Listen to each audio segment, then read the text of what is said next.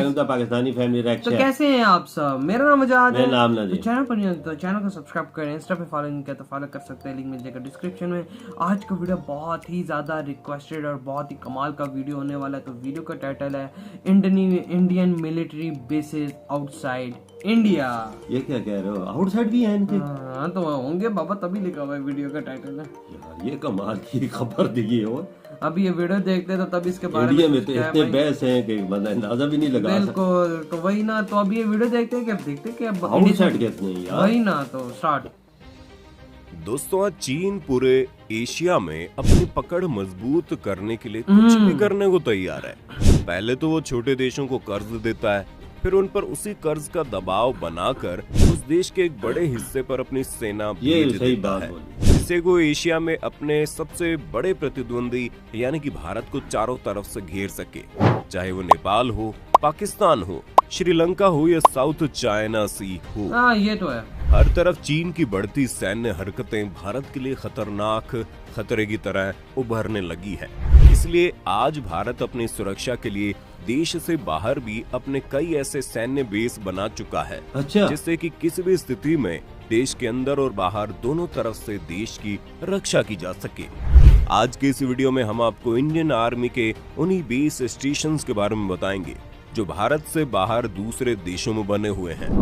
Tajikistan वो देश है जिसकी सीमाएं अफगानिस्तान, चीन और ईरान से लगती है। इसलिए भारत ने अपने प्रतिद्वंदियों पर नजर रखने के लिए साल 2002 में यहाँ अपना पहला इंटरनेशनल एयरफोर्स बेस बनाया। तजाकिस्तान इसलिए भी महत्वपूर्ण है क्योंकि यहाँ भारत के 2 एयर बेस है, एक आईनी और दूसरा फारखोर में। भारत के लिए दोनों स्ट्रेटेजिक कारणों से अहम है। यहाँ से भारत पाकिस्तान और चीन दोनों की हरकतों पर नजर रखता है। बता दें कि भारत तजाकिस्तान के बीच मिलिट्री का ऑपरेशन पिछले 13 सालों से चल रहा है। साल 2002 से 2010 तक इस एयरबेस के रिनोवेशन और इसे मॉडर्न बनाने के लिए भारत ने करीब $7 करोड़ खर्च किए थे।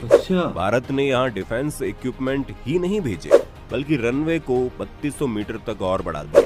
आज ये बेस स्टेशन भारत के लिए इसलिए भी खास है क्योंकि देश सेंट्रल एशिया का गेटवे है। इसलिए ऐसी जगह पर आर्मी का बेस भारत को एशिया की एक बड़ी शक्ति के रूप में रिप्रेजेंट करेगा। भूटान, इस लिस्ट में भूटान का नाम भी शामिल है। ये बात हम सबको पता है कि भूटान हमारा पड़ोसी देश होने के साथ साथ भारत के प्रति उदार देश भी है। इसीलिए इस देश ने भारत को अपने देश में एक जॉइंट मिलिट्री बेस बनाने की परमिशन दे दी थी।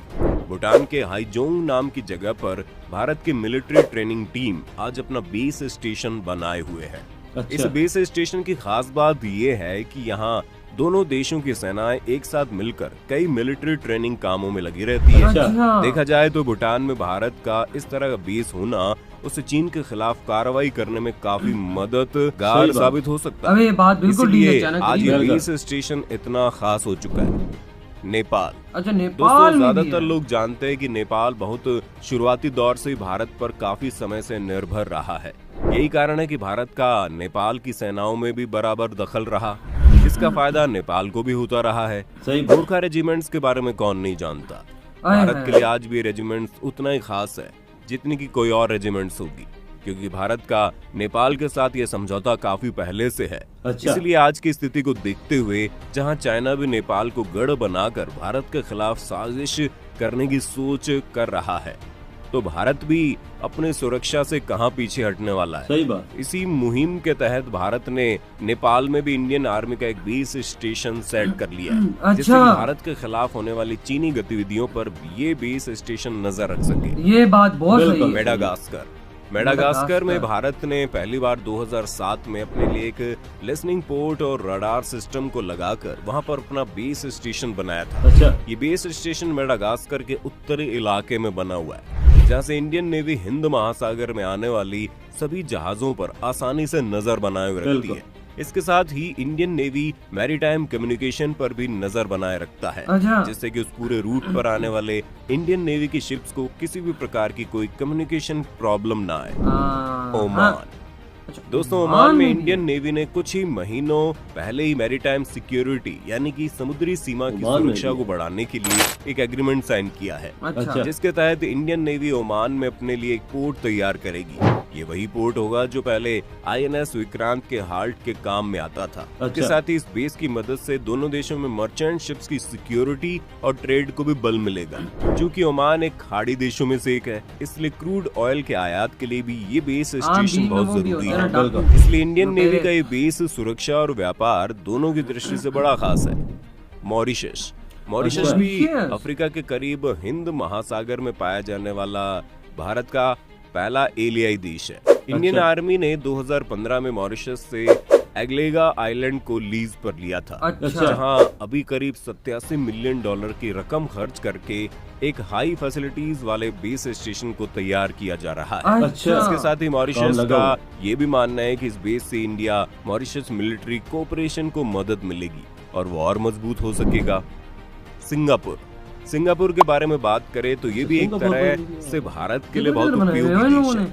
चाहे हम बात तरक्की की करें या व्यापार की या सैन्य समझौतों की, सिंगापुर भारत के लिए हमेशा उदार दिखाई देता है। लेकिन सिंगापुर के साथ एक जो दिक्कत है वो ये है कि उसकी जल सेना इतना मजबूत नहीं है। इसी बात का फायदा उठाते हुए चीन सिंगापुर के साथ अपनी जल संधि के चलते उसमें अपनी नौसेना लगातार बढ़ाता जा रहा है।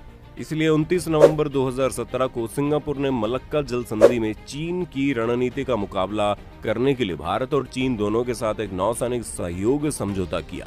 इस समझौते ने भारत को चीन के साथ व्यापार मार्ग में अपनी नौसेना को स्थापित करने में मदद की। बता दें कि चीन का लगभग 70% व्यापार मलक्का से होकर जाता है। इसी समझौते के बाद आज सिंगापुर का चांगी नौसेना बेस सिंगापुर में भारतीय नौसेना बेस के रूप में काम कर रहा है।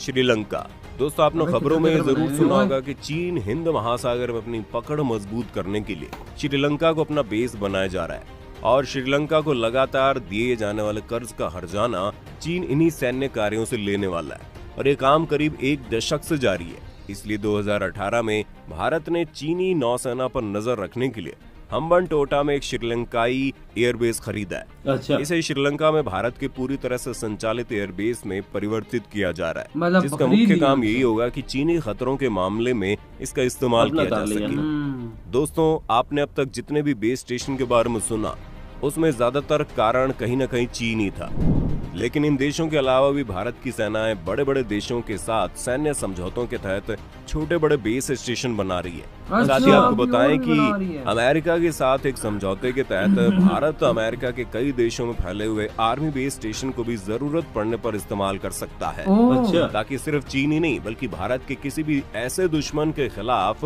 कार्रवाई की जा सके जो भारत के खिलाफ कोई साजिश रच रहा हो। भारत के लिए जरूरी बेस स्टेशन बनते रहें और हमारे सब्सक्राइबर भी बढ़ते रहें। इससे अच्छा वीडियो मिल जाएगा डिस्क्रिप्शन में, लाजमी के चैनल को सब्सक्राइब करें। आप आते रिव्यू की तरफ। कमाल है बजाज, एयरबेस बाहर भी है इंडिया के, मैंने नहीं सोचा था पहले। अबे नेवी बेस, एयर बेस, क्या क्या चीजें, और बेस्ड ग्राउंड आर्मी के बेस स्टेशन तो खरीद भी लिए, कुछ खरीद भी लिए, श्रीलंका से तो खरीद भी लिए, भूटान के अंदर बनाए हुए हैं, नेपाल के अंदर बनाए हुए हैं, ओमान में बना हुआ है, मॉरिशस के अंदर बना हुआ है। मतलब कि चारों तरफ से चाइना को घेरा हुआ है इंडिया। चाइना किधर फिर हमला कर सकता है? सिंगापुर के अंदर अपने बनाए हुए हैं अड्डे। कमाल है यार। अबे यार काफी ये शॉकिंग वीडियो था, मतलब कि इतनी ज्यादा इंडिया ने बेसिस बनाई। जिस मुल्क में भी है उधर चाइना पे खास नजर रख सकता है, क्या हरकत है क्या, खासकर समुद्री हदूद में भी तो और बाहर की ग्राउंड में, जमीनी में। मेन वहाँ से इंडिया का फोकस ही है चाइना। ये देखो ना, चाइना मतलब इंडिया को फंसाने के लिए दाव पेच खेलता है, लेकिन इंडिया देखो क्या कर रहा है। भाई इंडिया की यार चीज ऐसी है कि मैं क्या बयान करूं, एयरबेस बाहर भी है।